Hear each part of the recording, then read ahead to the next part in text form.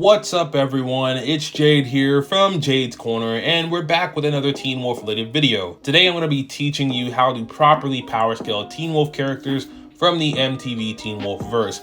But before we hop into the video, a few announcements. As many of my subscribers already know, my original series True Alpha is finally out and on Patreon on the beta and alpha tiers. So if you're new and want to check it out, click the link in the description below. I also have a Discord server as well as a side business where I help people who want to start their YouTube channels get it set up the right way. Links to those will also be in the description, as well as my merch store. The first wave of Jade's Corner merch is officially out, so don't miss out on the chance to get yourself some cool shirts representing the channel. This video is also sponsored by Movie Palette. Have you ever wanted some cool abstract art to display on your wall that represents some of your favorite movies of all time? Well, the guys over at Movie Palette definitely have you covered. With Movie Palette, you guys can choose any abstract art that represents some of your favorite movies of all time.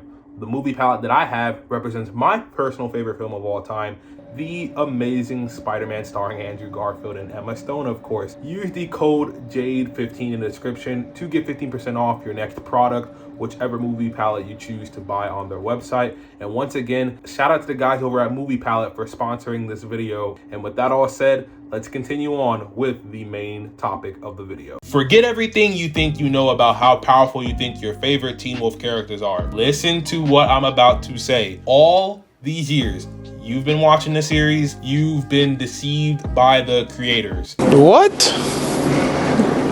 Bro, what are you talking about, man? Bro, I'm out, man. That nigga's tripping. Jeff Davis, the mastermind of the MTV Teen Wolf verse and the show's creator, has stated that his main priority with the series over the years has been emphasizing the horror elements of the story, and in my opinion, I think he's done a horrible job on that front. But the main point of me bringing that up is to say that the fights we see in the show weren't really focused on all too much.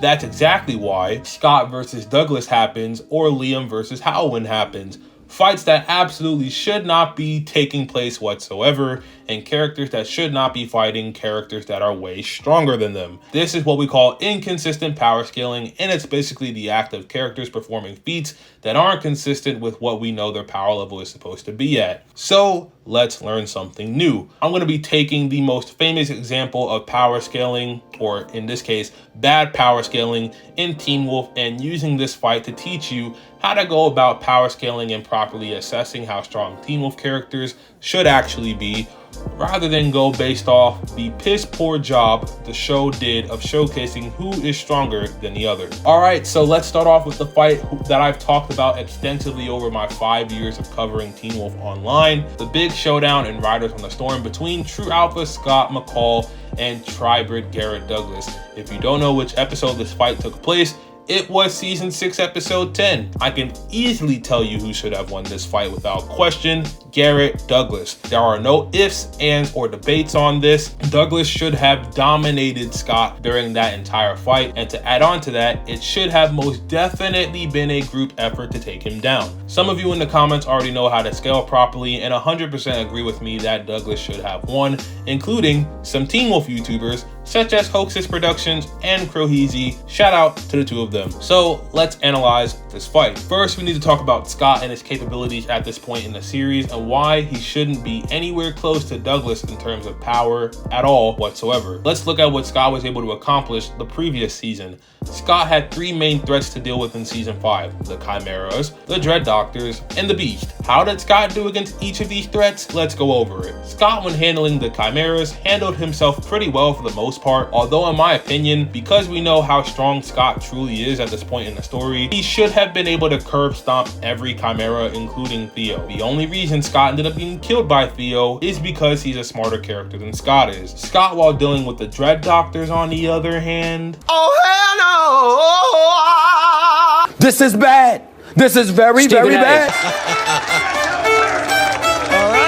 This guy could not handle any of them, including the one he fought with the most, which was the pathologist. So it's safe to say that Scott at the time couldn't beat any of the Dread Doctors on his own. Then when fighting the Beast, it was pretty much the same scenario as the Dread Doctors. He could not do it on his own whatsoever. But Sebastian did comment on Scott telling him that he's strong, but he doesn't fight with a killer instinct, so there's that. So at least one in-universe character establishes that Scott isn't weak, unlike a lot of the fandom. So that's how Scott fared against the season 5 threats. In season 6, we all remember, Scott could not beat a single Ghost Rider on his own either. He always had someone there to help him take one of them down. So as we see, Scott has some issues dealing with threats on his own, although we know how strong he actually is. We saw the closest display to his true power in season 4 episode 12, Smoke and Mirrors. Now let's take a look at Douglas on the other hand. In World War II, during the flashbacks in season 6 episode 8, Blitzkrieg, it's established that Douglas was already an Alpha Lowenmensch. What is a Lowenmensch, you ask? Go watch this video after you're finished with this one. So he's already a naturally recurring hybrid with his Alpha status at this time. After being captured by the Dread Doctors and held captive for 70 years, he gained just as much strength, if not more, than the Dread Doctors, because we know the Dread Doctors gained all their strength and power from the green liquid in the tube Douglas was in. This is established all throughout season 6A, and there's clearly a power difference between Douglas before getting captured and modern day Douglas. So now Douglas, who is a hybrid, is still an Alpha and now is just as strong, if not stronger, than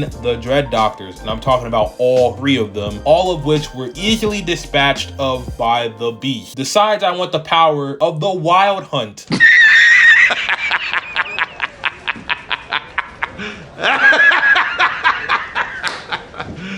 This is exactly what I've been waiting for. This is exactly, I don't mean to sound like Cat Williams, but this is exactly what I've been waiting for. What? Oh, hell no! So let me go kill a Ghost Rider real quick. And he successfully does this without any struggle, unlike Scott, who can barely handle one on his own. What? So right there should tell you that there is a clear power gap between Scott and Douglas after he gains most of the powers and abilities of the Wild Hunt, following him effectively becoming a tribrid for all intents and purposes. He's in a class of his own, completely separating himself from any character we've seen in the series up to that point, including arguably Void Styles and to a certain extent the Beast. This dude literally, and I mean literally, turned Hellhound Parish into his bitch. Damn!